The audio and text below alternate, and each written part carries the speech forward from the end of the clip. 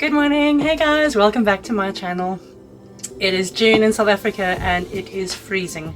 The rain has finally stopped, but it is ice cold outside. So while we still have the fire going this morning, I decided that I wanted to do something with all the extra granadellas that I have. Okay, we call them granadellas. I think other people would call them passion fruit. These things over here. I've got a couple vines. I think I've got about 5 in total. They are 3 years old, and I must admit, we have so many of these, we almost can't eat them all up. They started giving us fruit at the end of March. It is now the end of June, so March, April, May, June. That is 3 months.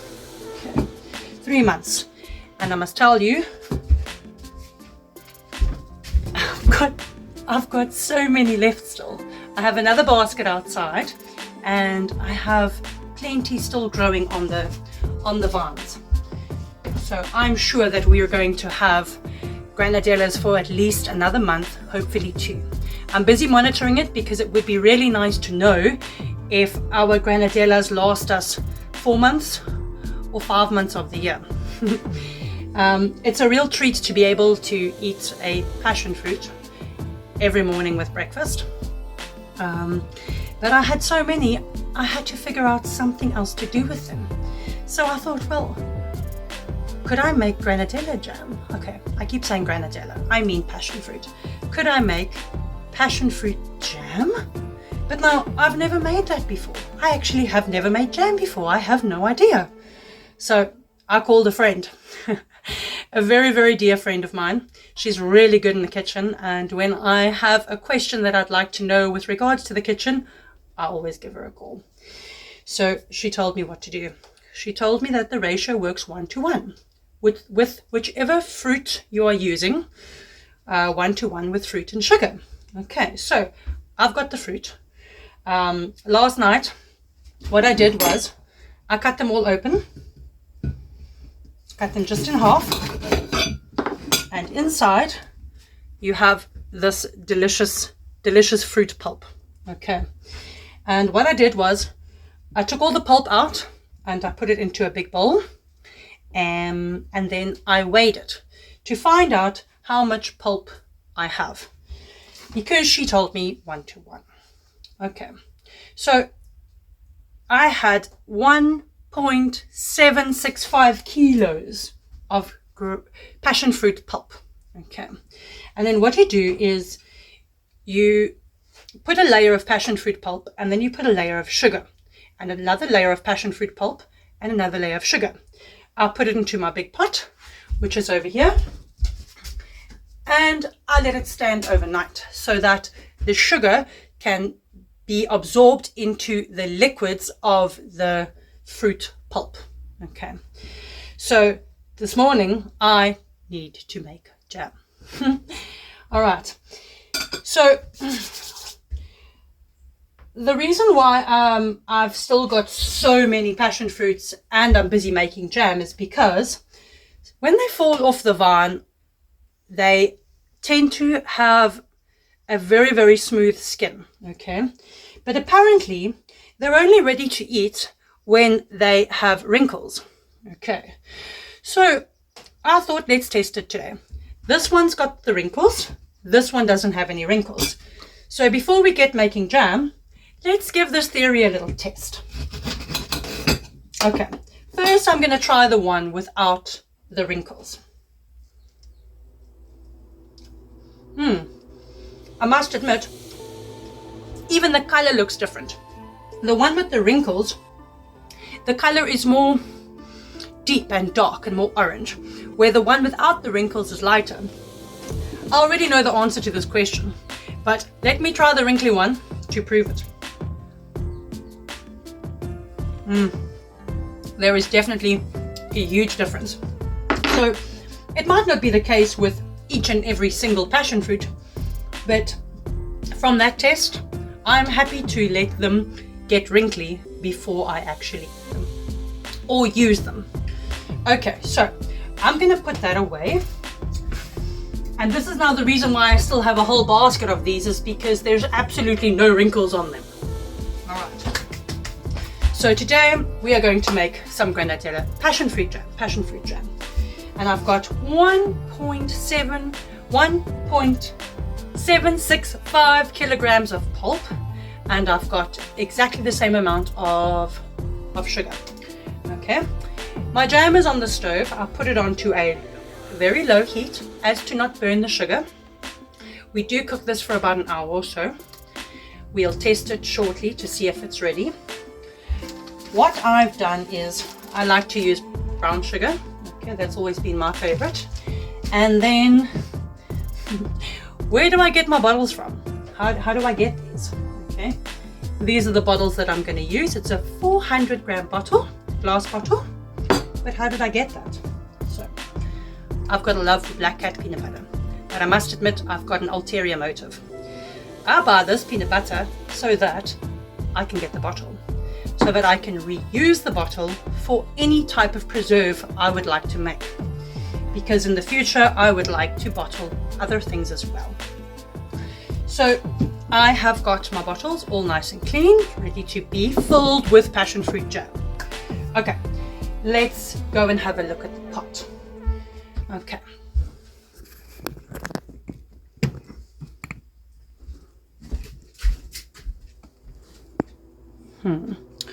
All right, here we have our pot. One second. Give me a second. That's not going to work. Let me just... Give me one moment. Oh, can you hear the noise in the background? If you can, those are the real life noises from living on the farmlands. That's a chainsaw. They're busy cutting some wood. You might have heard the geese in the background as well. And if you're lucky, you might hear the roosters crowing too. Okay. So sorry if you can hear those noises, but that's the real music that we have to listen to on a daily basis living on the farmlands. All right, let's go have a look at our pot. Okay. So I've had the jam on for a little while, and as you can see, it's cooking nice and slowly. I have it on a low heat, so it's just sort of tinkering away there. As you can see, there's a little bit of foam on the top here. We're just going to scoop that off. Okay. I'm going to just give it a stir. And then I'm going to scoop off the foam.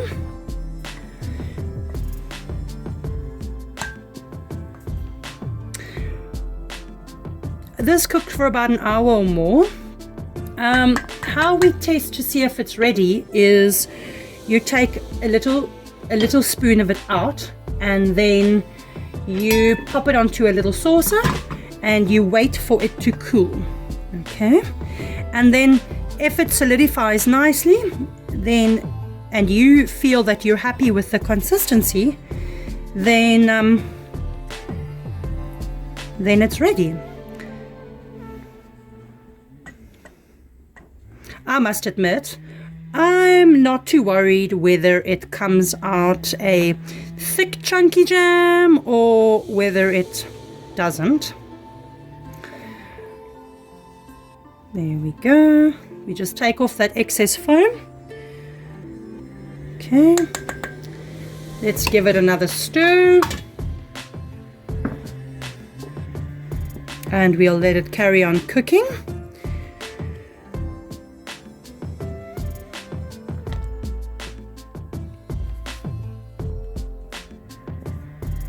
What we're going to do is we're going to take out a little tester to see if it's ready. So I'll just take out a little spoon of it. Let's put it over there.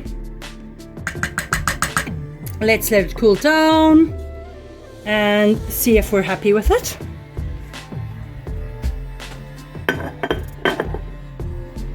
Okay. All right, I'm going to just put the camera back.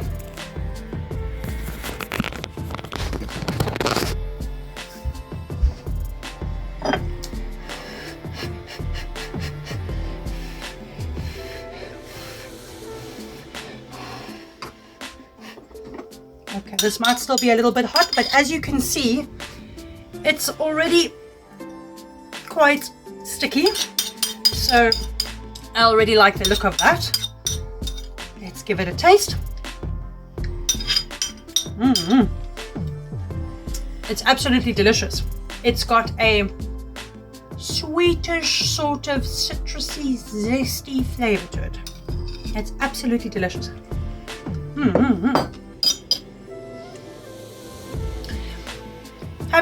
What would you do with all your extra passion fruits? I would love to know if anybody else has come up with another idea. This has become a real favorite for us.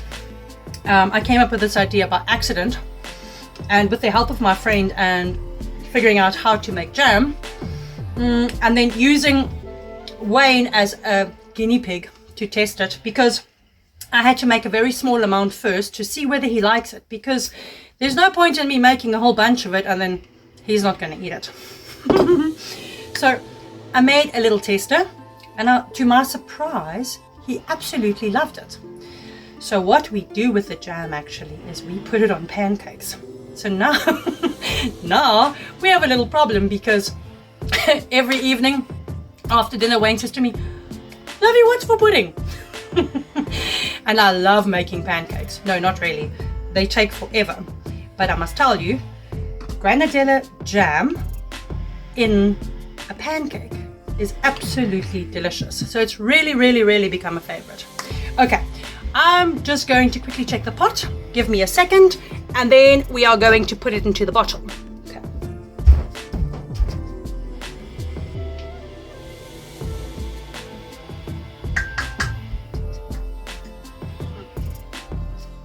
Okay.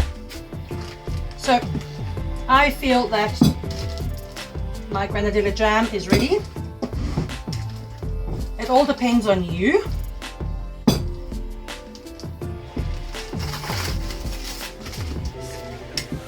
Okay, I feel my jam is ready. So now, in order to bottle it and preserve it, or to keep it longer, you put it into the bottle while it is still hot. Okay, so I just use a nice big ladle and I pour it in.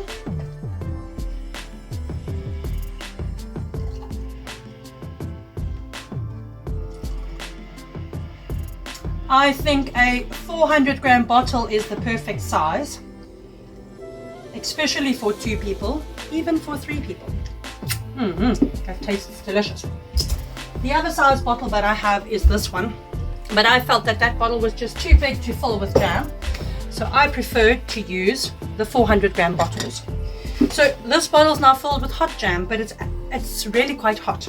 Okay, so you're just going to pop the lid on, but then you also just need to get yourself a cloth, because holding the bottle is going to be really quite hot. Okay, and then you just turn the lid on as tight as you can. Okay, as tight as you can, and then once it's cooled, you can actually just keep it in a dark place in your pantry or in your grocery cupboard until you'd like to use it. If you can't open it by hand, we often just use a knife and we let the air out and boop, it'll open. Once it's opened, you need to then keep it in the fridge. Okay,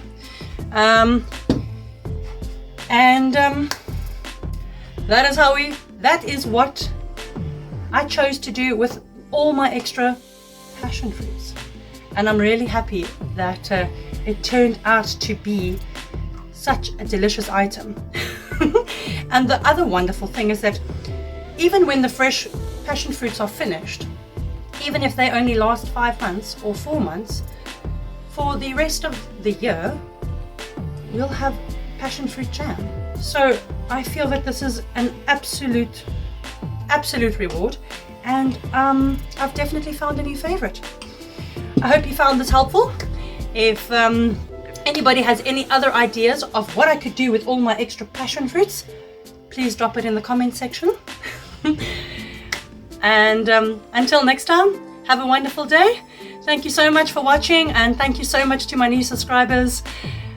Until next time, bye guys.